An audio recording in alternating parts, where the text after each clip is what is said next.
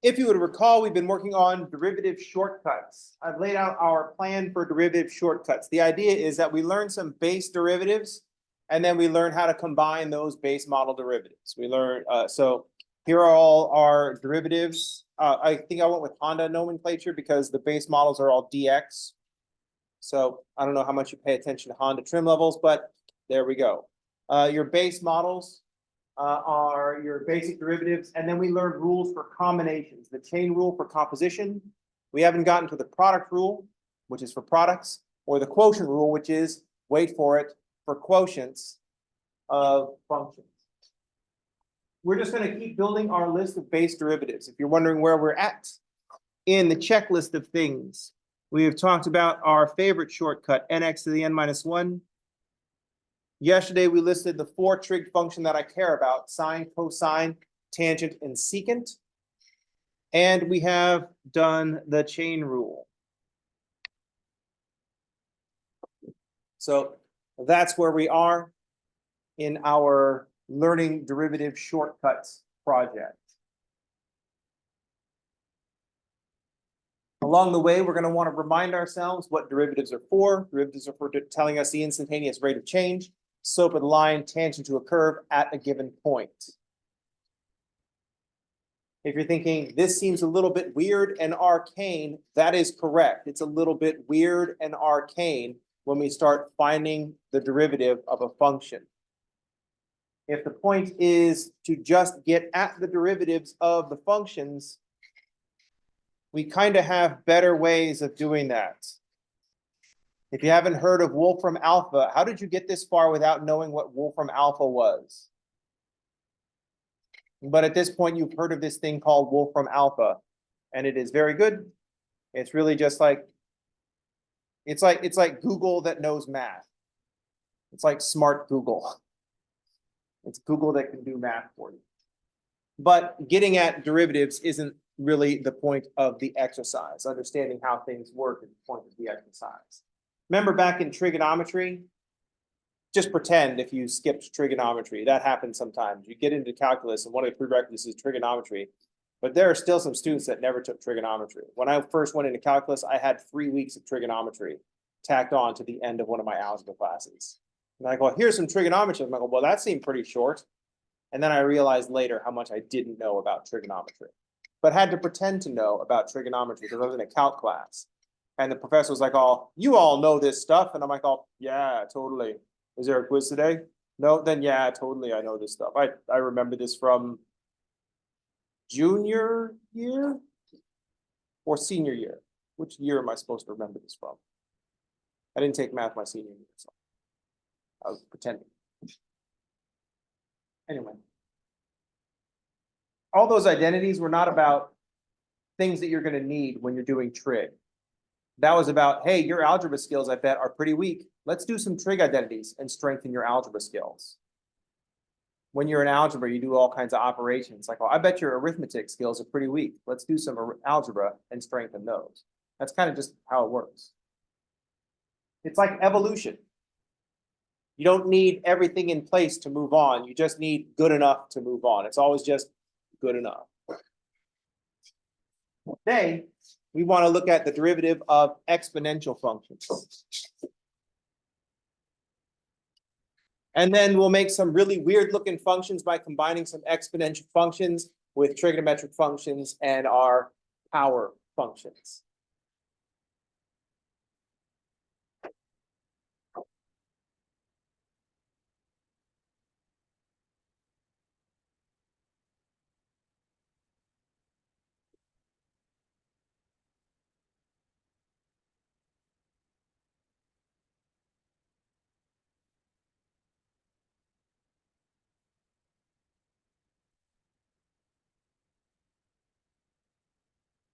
So rather than use the definition of the derivative, find the derivative of an exponential function, we're just going to write down what it is.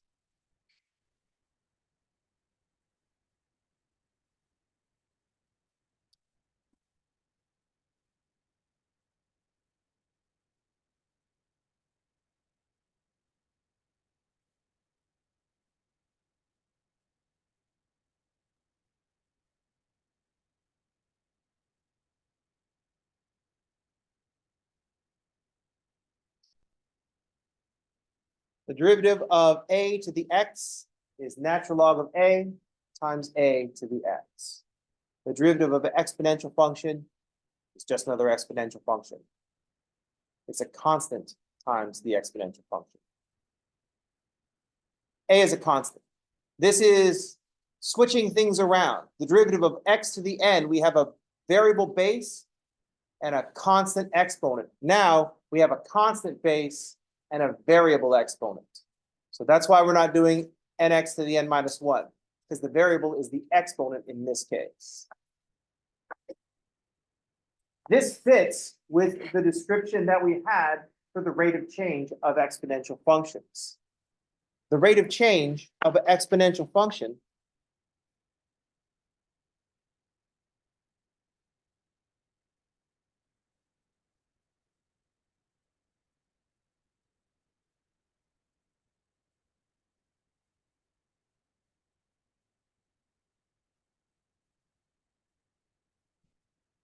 remember that we described an exponential function's rate of change by saying the rate of change of an exponential function is proportional to the function.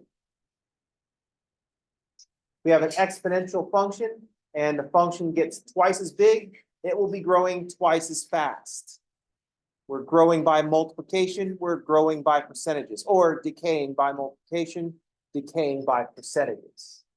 And that's exactly what this is saying. We're saying the rate of change of an exponential function, the derivative of this exponential function, is proportional to the function, is a constant multiple of the function. Here's the constant, it's the natural log of a. So this equals natural log of a.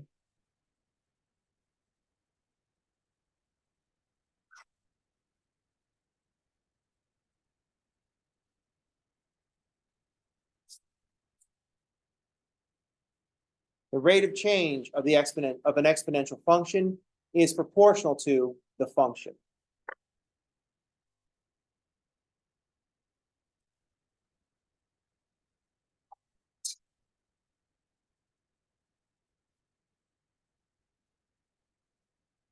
The rate of change of an exponential function is proportional to the function.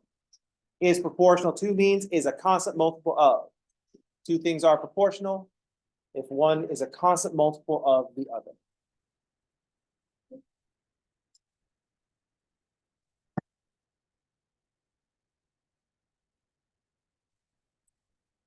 Your distance traveled is proportional to your rate of change. Double the rate of change, double the distance traveled for a constant amount of time. Your gross pay on your paycheck is proportional to the number of hours you work. Work twice as many hours, twice as much money on your gross paycheck.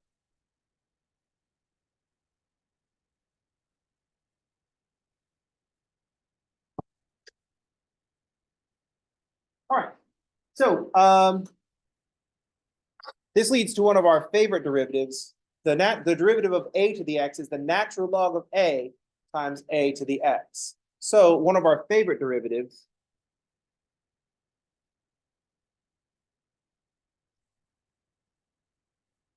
the derivative of e to the x is the natural log of e times e to the x. But what is the natural log of e?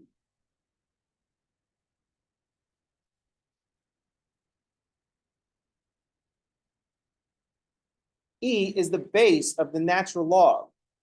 So the natural log of e is the power of e that we need that will give us e. Since e to the first is e, the natural log of e is equal to 1.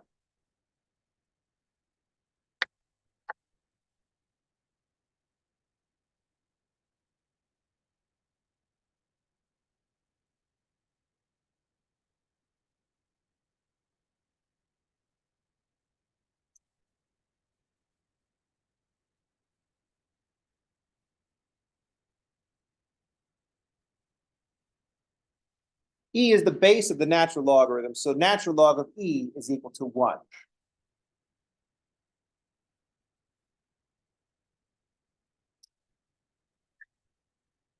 Remember how logarithm, I always say member, and then South Park came along and I can't do that anymore because it just kind of annoys me. You know what I mean?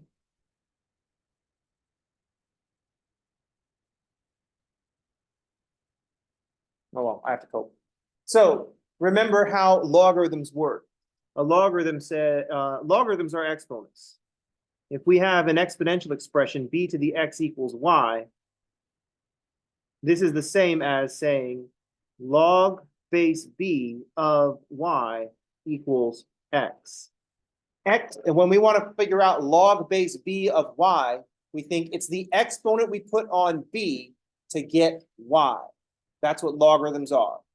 Log base b of y is the power of b that equals y. So that's equivalent to saying b to the x equals y. If I replace the x with log base b of y, we get b to the log base b of y equals y. That's another way to remember how logarithms work. If I write b to the log base b of y, we'll get y. Log base b of y is the power of b that's equal to y. That's how we read logarithms. That's actually not how we read logarithms. We just say log base b of y. That's how we think logarithms. Logarithms are exponents. So the derivative of b to the x is e to the x.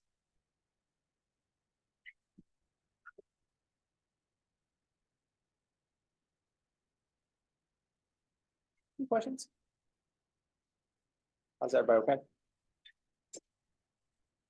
We need to take this new information, the derivative of an exponential function, and combine it with the things with other functions that we know.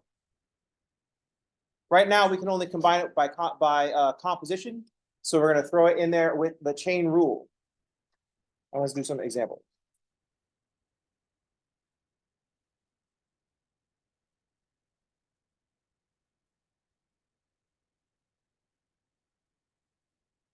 Our favorite one is going to be the derivative of e to the constant times x. The derivative of e to the something is e to the something times the derivative of the something. So the derivative of e to the kx is e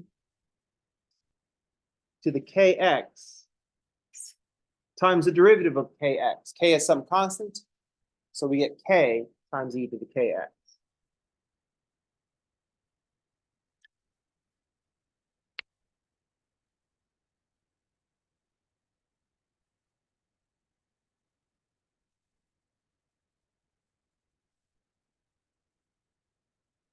The derivative of e to the kx is k e to the kx.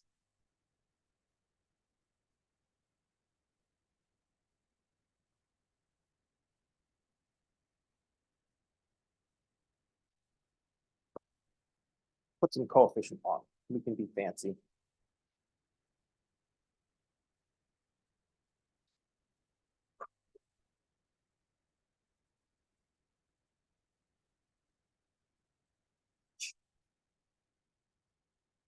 So this is just chain rule. The first thing that happens to the x is we do the 3x to it, and then we make that the power of e. And it'll be multiplied by 5, but 5 is just a constant multiple. So the derivative of 5e to the 3x is 5 times e to the 3x times the derivative of 3x, which is just 3. 5 is just a constant multiple, so we carry it.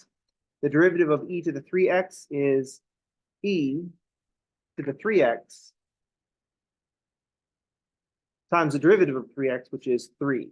Of course, we would not leave it like this. We can't keep the 5 and the 3 separated. This is an old Hollywood movie, and we have to put them together. It doesn't matter if it doesn't make any sense narratively. We have to put them together.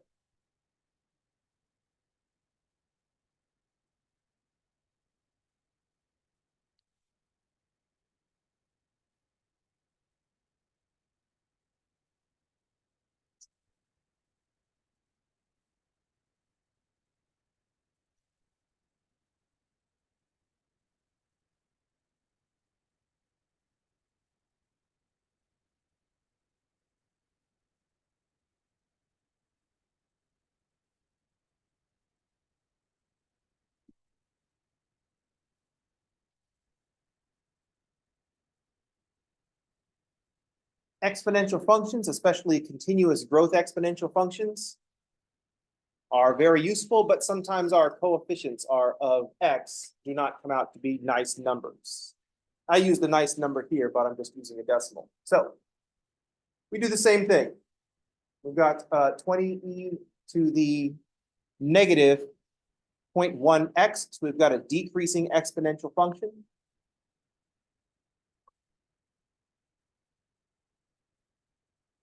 When we calculate the derivative, 20 is just a constant multiple that we carry.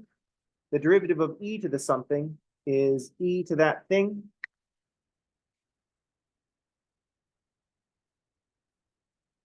Times the derivative of that thing. And I'm going to put it in parentheses because it is negative.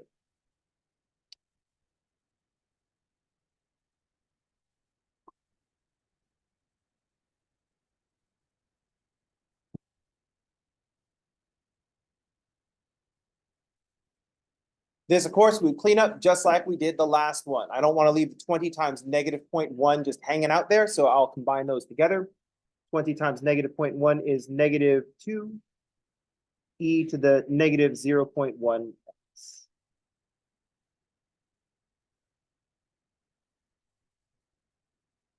If we look at these two examples, e to the 3x is an increasing exponential function. And we see that the rate of change is also always increasing. It's always going to be positive because every time I put a tangent line onto that increasing exponential function, I get a positive slope. When we have a decreasing exponential function, 20e to the negative 0.1x, we get this decreasing exponential function. And every time I put a tangent line on there, it has a negative slope. Negative slope. E to the negative 0.1x will always be positive. When I multiply by negative 2, that will always be negative. For those of you who are watching at home, this doesn't work on radio. I was using hand symbols to be like, oh, increasing exponential function, positive slope. And I just did the opposite for the other one. I didn't want them to miss out. They still totally missed out. Oh well. How's everybody okay? All we're going to do is increase the complexity to see that we're paying attention. It's just a reading exercise. Let's suppose that y is equal to 12e to the x squared.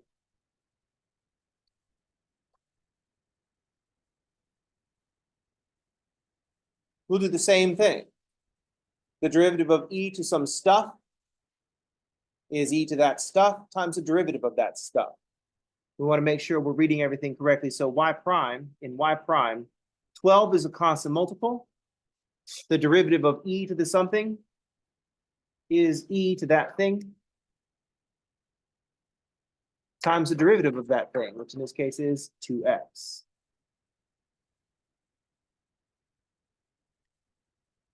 You ever taken the derivative of x squared? I'm getting a 2x. We would clean this up. I don't like my polynomials to be after my trig functions or my exponential functions. And I also don't like splitting up my constants like this. It's 24 x e to the x squared.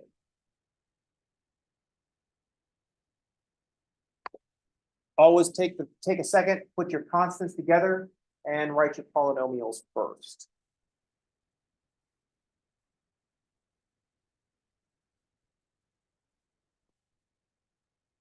If you leave it split up, you did all the right things, but now you're asking me to multiply 12 times 2. And I don't know what's wrong with me, but every time I sit down and I'm grading papers, I'm like, oh, 12 times 2. 12 times 2 is 57. I don't know. That's incorrect. It's supposed to be 24. Don't ask me to multiply. I'm not good at arithmetic. Okay. How's everybody okay? This is what happens when you're a math major. I'm not very good at arithmetic, for one thing. I just kind of never was. But I am good at practical math. Let's say that me and 3 of my friends, so there's 4 of us total, we go out to dinner and we decide to split the check 4 ways, right? We all got the same thing, so we're just going to split the check 4 ways. What happens when the bill shows up? What do my 3 friends do? I'm a mathematician. They hand it to me. Here, Leach, you're the mathematician.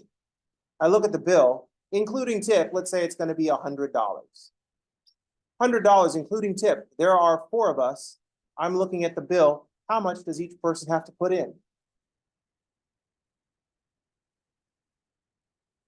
25 is incorrect. Value your labor. Each person has to put in $33.33. And when they're like, oh, what are you talking about? The total is 100, including tips. I go, no, you forgot tax. And then they're like, oh. And then they don't notice that. Then they notice I didn't reach into my pocket to pull out my wallet. It's like, oh, hang on a second. There are 4 of us. The absolute total of the bill was 100. It should have been 25. I go, oh, very good. $33, please.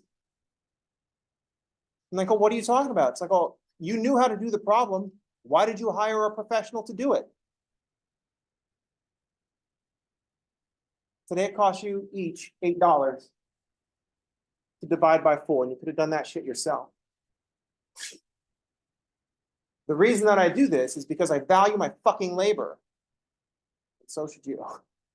Don't take that crap. I worry about this because some of you, like in college, your peer group that you hang out with are probably going to be other engineers because you need to band together to get through all of your engineering classes. You're just all going to be taking the same fucking classes, right? That's just going to happen. And so you're all going to have pretty much similar levels of mathematical skill and experience. That's just how kind of it works. But later on, after school, right, you all kind of like work for different companies and you'll develop a new group of friends and they will have different skills. You didn't know them in college. Maybe you met them in college, but you didn't study with them in college. You weren't in the trenches with them in college doing science and stuff. So just make sure that when they ask you to do something, value your labor and charge them appropriately. They don't call me anymore, which honestly is okay with me.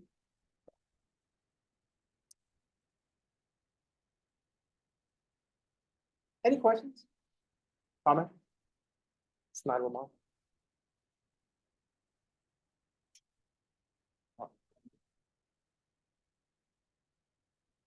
This is different. This different rules apply, obviously.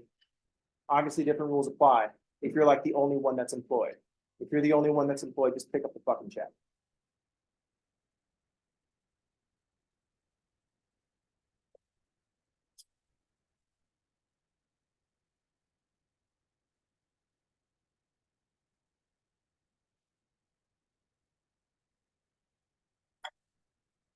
All we need to do now is start shifting things around. So like, I can take this variation. I just replace the thing that I plug into the e to the x, right? Y equals 12e to the sine of x.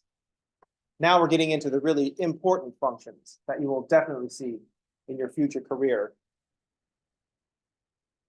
as a, I don't know, some of you might become calculus teachers. This will be important if you do. We're going to do the same thing. This is the derivative of e to the sine x. Keep in mind, we have to identify the order of things that are happening. The first thing what happens to x is sine x, then that gets shoved into the exponent of e. So the inside function is sine x. So the derivative, 12 is still this constant multiple.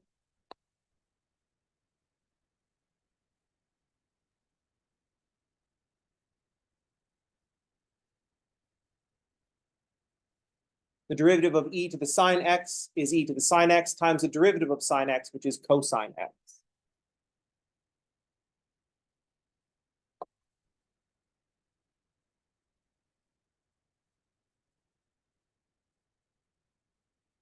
Now we're in a real pickle. Which one should we write first, the exponential one or the trigonometric one? This varies a little bit more. I tend to write my exponential one first.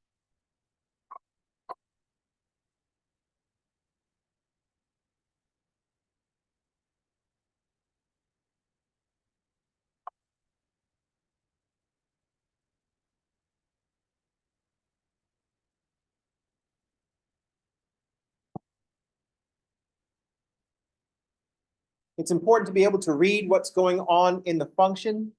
You can probably guess what I'm going to do with this one last space that I have to cram in a problem down here. I've got a 12, I've got an e to the x, I've got a sine of x. Let's just switch those around, see what it looks like.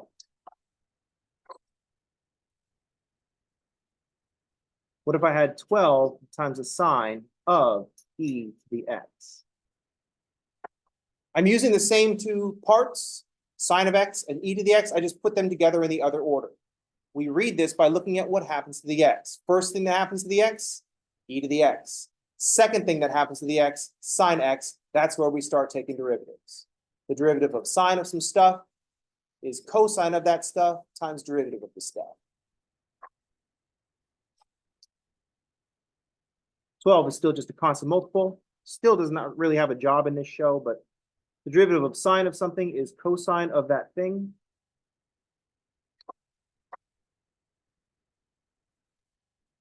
And then the chain rule says multiply by the derivative of that thing.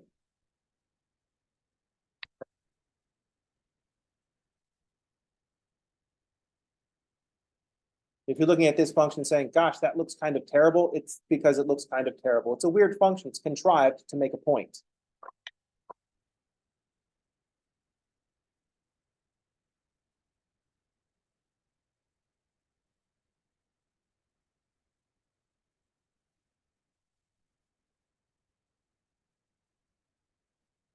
This is one of those words that when I write it down, it looks wrong no matter how I write it. Like these two functions look like I'm spelling them wrong. Even though they mean the same thing, they both look terrible to me. But maybe you like one better than the other. I don't know. I'm not judging you for your taste. The main thing that you want to make sure is that if you're going to use superscripts for this e to the sine x, that sine x is very clearly an exponent and the cosine x is very clearly not part of the exponent. We want to make sure that we don't get lazy about where our exponents are. This superscript business is one of the fishier things that we've done as far as writing math expressions, but what we got.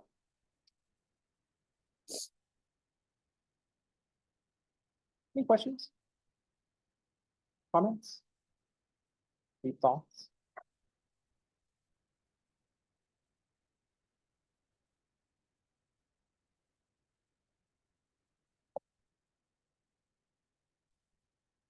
There's a reason these are, I'm using EX for example, but in the book, there's a reason that there's a whole section of just exercises. There's exercises and problems. I just call things problems and I call things in class examples. They're exercises because you have to do thousands of them, right? It's like going to the gym. You go to the gym to do exercises, not solve problems. And so there's a bunch of individual exercises. Maybe you do go to the gym to solve your problems. I don't know. Can't really comment on that. I don't go to the fucking gym. I don't need to say that. I mean, obviously, I don't go to the fucking gym.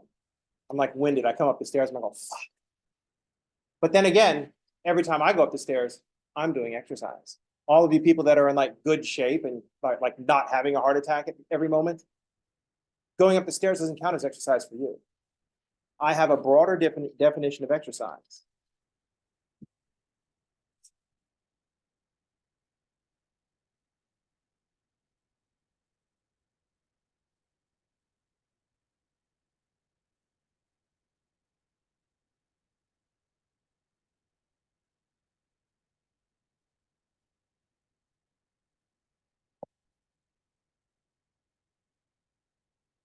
We're going to start stacking some more chain rule. In this case, there are three things that happen to the x. What's the first thing that we do to the x? Multiply by 5. After we multiply by 5, then what happens? It's wrote in kind of this jacked up way. Is it sine or do we square? Sine. And then after that, we square. We've got three things that are composed here. We got three operations. First, we multiply by 5. Second, we do the sine of stuff. And third, we square. So just a little shorthand, there are three things that are going on here. Remember the read on this problem, 12 is just a 12. It still does not have a role. It's just there. It's not really a character in this story.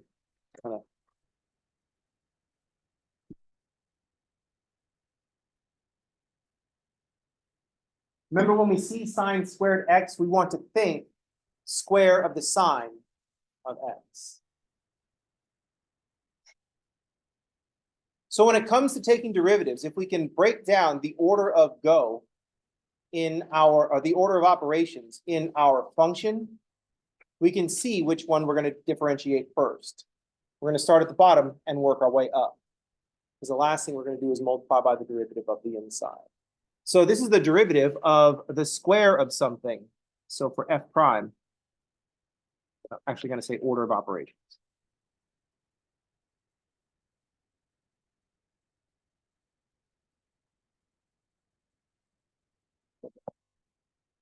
So when we find the derivative with the chain rule, we're going to read the order just kind of from the bottom up.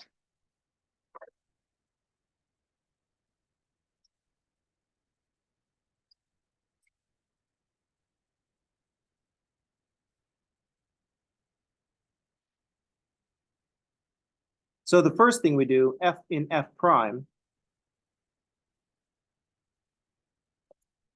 the first thing that happens is it's the 12 times the square of the sine of 5x.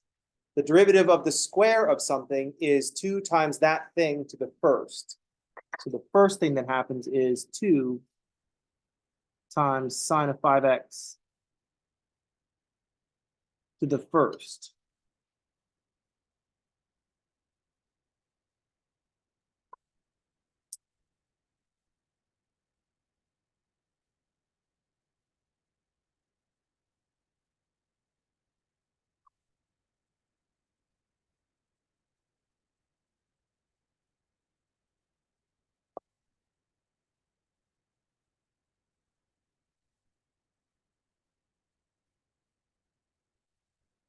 The derivative of something squared is 2 times that thing to the first times the derivative of that thing. So now I have to write the derivative of sine of 5x. The derivative of sine of 5x is cosine of 5x times the derivative of 5x.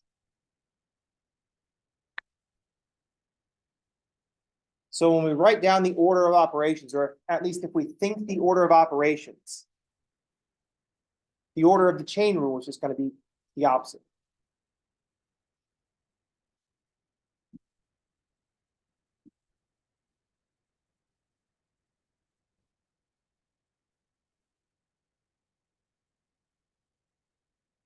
This looks terrible mainly because the orange and the pink really kind of don't go together very well, but there it is. That's what I picked.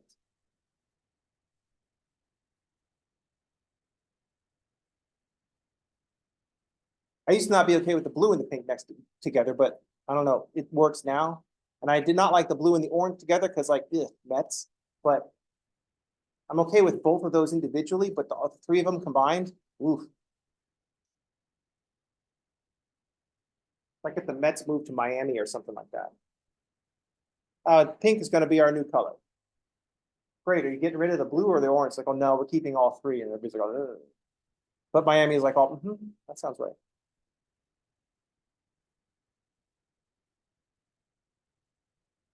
Any questions, comments, snide remarks? Now, this is not how we'll leave it. This is kind of a mess. I've got the 12, the 2, and the 5, kind of all over the place. So I'm going to just simplify this. I've got 24 times 5 is 120. I've got a sine of 5x to the first. So I'm just going to write sine of 5x times cosine of 5x.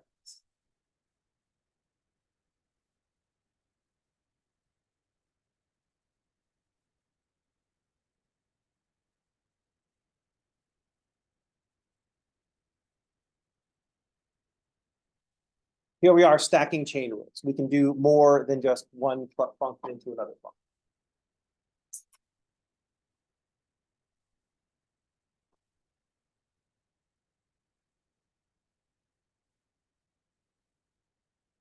Incidentally, if you had to read this function and you didn't want to just spell it, if you had to use words, the order that you did the chain rule, that's the order that you should read the function. You'd say 12 times the square of the sine of 5x. If you just read it in that order, then everybody know you'll talk about this function.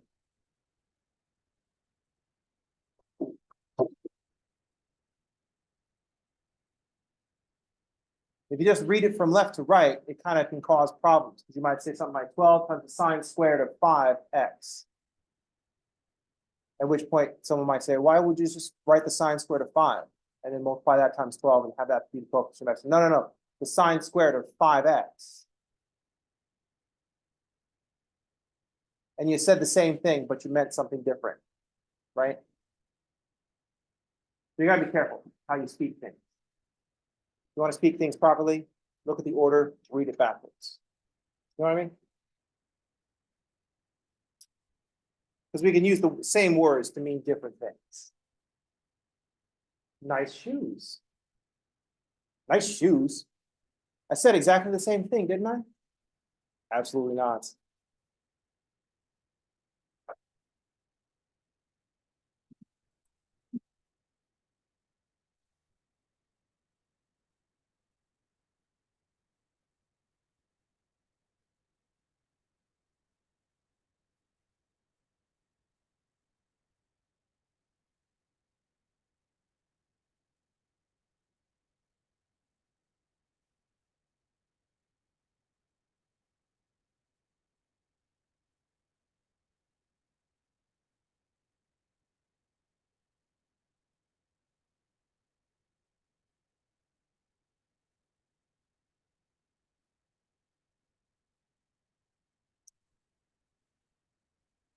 Now I'm going to take the sine squared of 5x and I'm going to make it the power of e.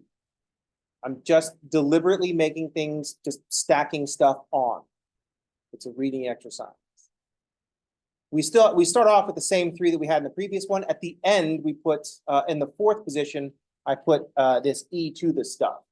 So it's the same as before. I just added this 4th e to the. So the order of the chain rule will just start with that.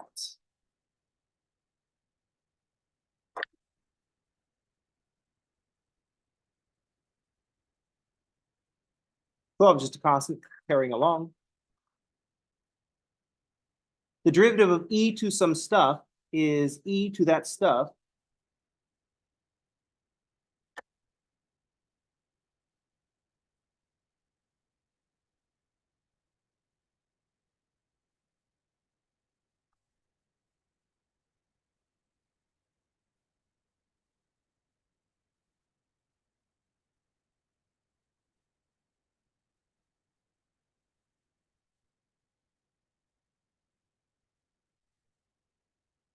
times the derivative of that stuff.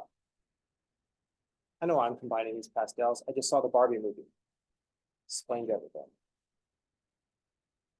And the derivative of the square of the sine of 5x is the same thing that we had before. So I'm just going to grab that from before.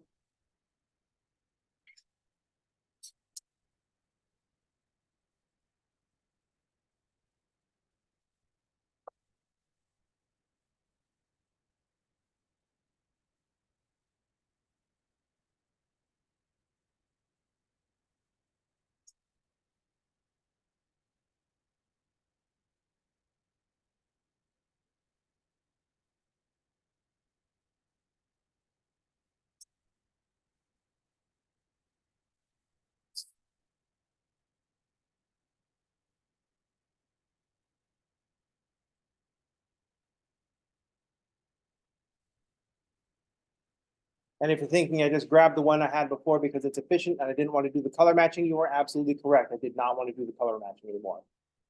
It was starting to take up too much processing power.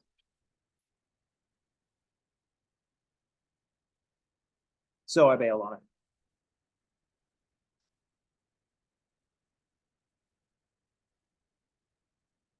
it. Any questions? Comments? Snide remarks?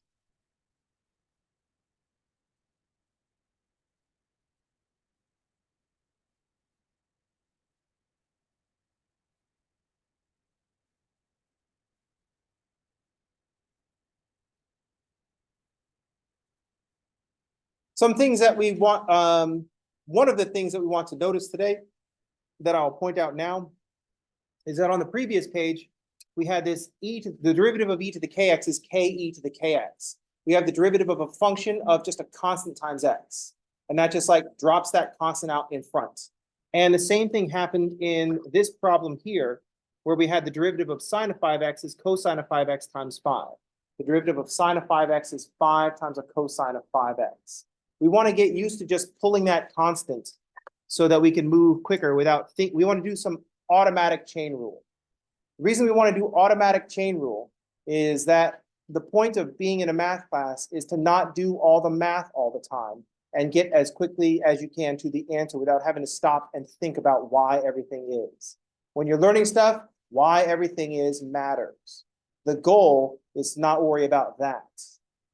The thing that we do to screw you over in your math journey is we go too quickly past this is why things work. This is how you get there quick. Does that make sense? The whole point is to not have to break things down into pieces and show all your work.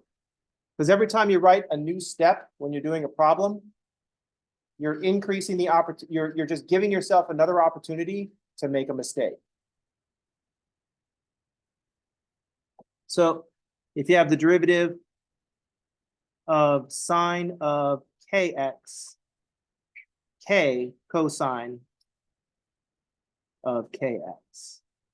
The derivative of cosine of kx is negative k sine of kx. The derivative of tangent of kx is k secant squared kx. The derivative of secant kx is k secant kx tangent kx.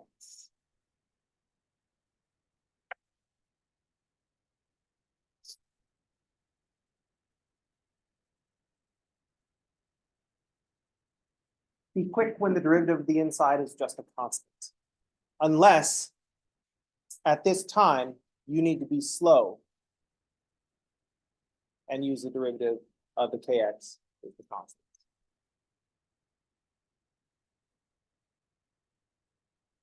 Your goal is to speed up, but you got to remember in the beginning, slow is smooth and smooth is fast.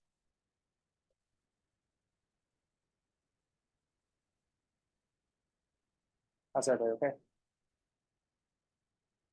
We have added to our list of base derivatives. We now have nx to the n minus 1. We've got the 4 trig functions I care about. We've got exponential functions. I did a lot of e to the x today because I didn't want to write natural log of a all over the place.